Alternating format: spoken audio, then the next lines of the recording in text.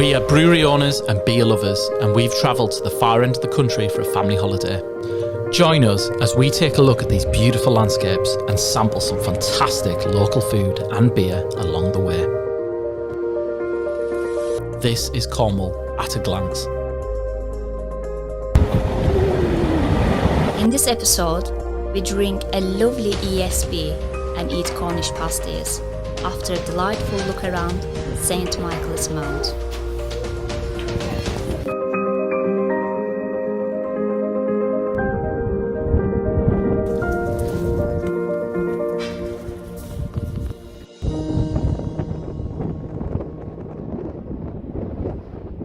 Hello and welcome back to the Fellowship of Beer. We are here in Cornwall. We are. I'm Nick Smith, I'm the Chief Beer Educator here at the Fellowship of Beer, and I'm joined by the lovely Gulan. Hello. Who also happens to be my wife. She does a lot of the social media management and a lot of the stuff behind the scenes that you don't see for the Fellowship of Beer. And whilst we're here in Cornwall, we're scratching the surface of what's on offer, and we would like to do a couple of beer focuses and a bit of a food pairing whilst we're at it. It's a bit of a tease, isn't it? It is. It is. Well, I guess we better have a beer then. Let's have a beer. Ooh, what have we got? Here's the bottle we're going to try today. It's a Dynamite Valley Brewing Co. based here in Cornwall. The beer called a Splan Cornish ESP is 6.3% ABV and wrapped in this beautiful wrapping paper.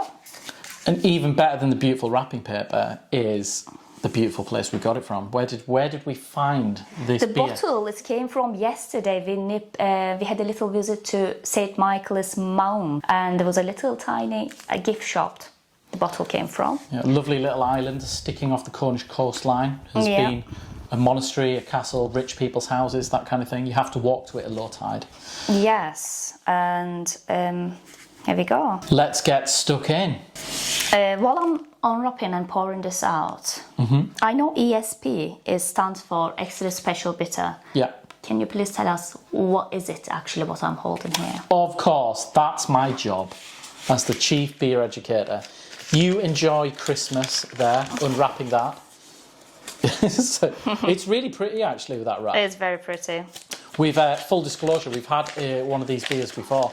Maybe not this exact one, but my mum brought us one when she came on holiday to Cornwall.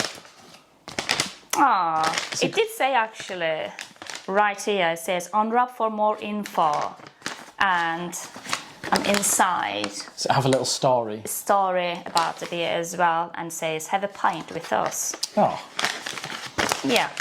So ESBs, English bitters, are derived from India Pale Ales. Not a lot of people realise that, but it was just a slang term for domestic India Pale Ales in the 1800s. So once World War I, World War II, the rationing's effects had changed a lot of British beer for good. What started happening is crystal malt started creeping in there. Beer started to be darker in colour, and it was kind of a fashion thing. Basically, lots of breweries had different codes for the strength of their beer, XX, XB, and for different ingredients as well. Post World War II, when a lot of breweries, we started using this term more often as bitter, you had breweries making a slightly stronger version of their beer, which was a special bitter. So you would have a bitter, a special bitter. ESBs, the term, it comes from Fuller's Brewery in London. Basically, they wanted a term for, they already had a special bitter, so when they made a slightly stronger special bitter, they called it extra special bitter. American home brewers decided to take this, and then the rest is history. Now ESB is an official thing, apparently, but it started with Fuller's. Wow, look at that. Do you think it's a bit darker than what you were expecting, or is it exactly what we were looking for? I mean, like, to be honest, it's within a colour range for like a special bitter. It's certainly rich and malty looking, isn't it? Aww. It smells like... Isn't it lovely? Smells very malty. Yeah. You don't get much like hop aroma. What do you get from that? I do get a lot of bready notes, if you know what I mean. Just like, definitely. Like as an example, is a croissant. I do get a bit. Yeah. Sweet, bready, croissant's a really good term for that. Slight hint of metallic on the end. There's not much Not much hop character to speak of. Yeah, Very drinkable. it's very drinkable. We've decided to pair this. We're in Cornwall. What else would you pair it with? We have Cornish pasty to pair with. So this Cornish pasty came from a company called Philps. Famous pasties from Cornwall. Yeah. Pasty face. Now, I love a good pasty. This is their steak Cornish pasty, which, you know, we had one yesterday.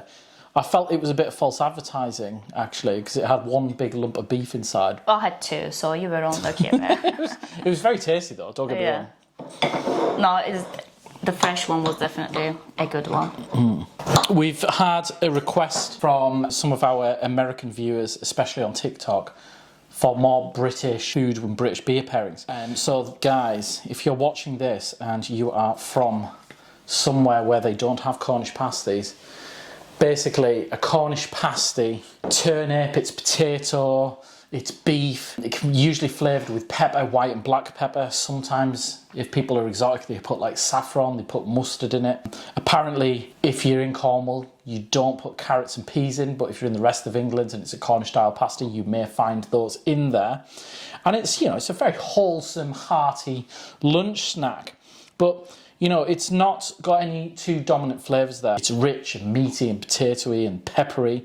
And I think that's going to pair perfectly with this malt forward traditional English beer. I think you're right. We should have warmed this up. I did. Did you? It's just come out the oven. Oh, yeah. Lovely. You can have it cold though.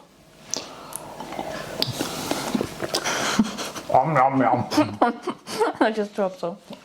The reason this works really well is because, you know, like steak and ale is an absolute classic combination. Well, the pasty is almost like a mini steak and ale pie without the ale. So we're adding that element That's what I was going to say. to the dish. Yeah.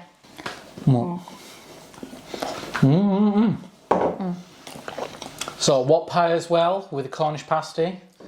Traditional English bitter is going down quite a treat. So cheers for watching. And if you'd like to see more food and beer pairing videos, do sign up to our TikTok. We do them almost daily on there. We duet with people, all kinds of crazy food concoctions on there. And also look out for our upcoming food and beer courses. You know, there's a lot of free content in our courses, including upcoming naughtiness to do with food. Well, thank you for joining me with this video. It was a pleasure. Thank you for inviting me. And cheers to Cornwall. Cheers. Thanks, everyone. Thank you.